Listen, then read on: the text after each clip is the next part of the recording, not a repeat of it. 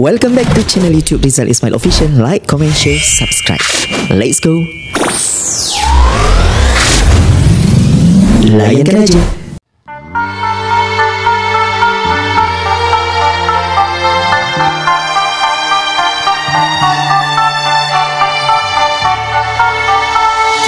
Diri mencari sinar, secebis cahaya menerangi laluan.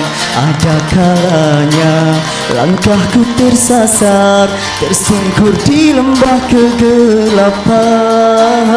Bagaikan terdengar bisikan rindu, mengalun kalimah menyapa keinsafan.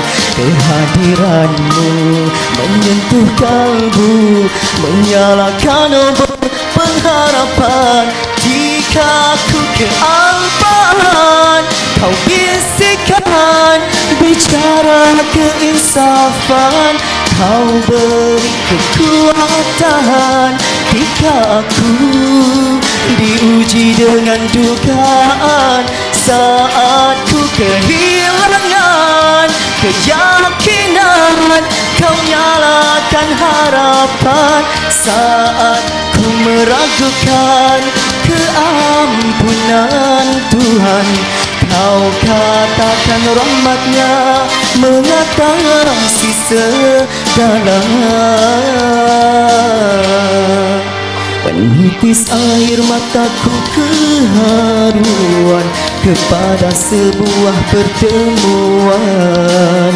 Kehadiranmu mendamaikan hati yang dahulu keresahan. Cinta yang semakin kesamaran, kau bilap cahaya kebahagiaan. Tulis keikhlasan menjadi ikatan dengan restu kasih-Mu, oh Tuhan.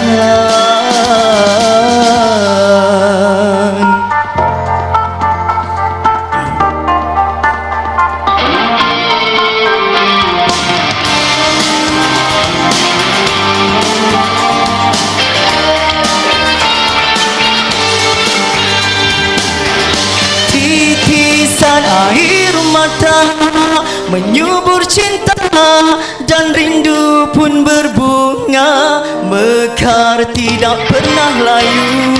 Damainya hati yang dulu resah keliru. Cintaku takkan pudar diuji dugaan, mengharum dalam harapan. Moga kan kesampaian kepada Tuhan, lantaran diri hamba terdiam dan hina. Sama-sama. Sungguh di hati ini diniatkan teman sejati, menunjuk jalan dekatinya. Jika diri dalam kebuntuan, betapa aku tepuk sama-sama. Jemput Kak Selina, Kentaping, mengajakku mengenal erti cinta hakiki yang abadi.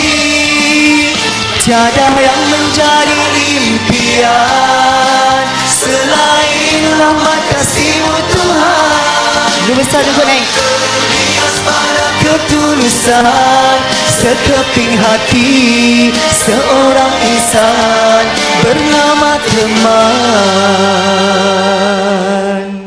Thank you for watching. Like, comment, share, subscribe. See you in the next video. Layankan aja.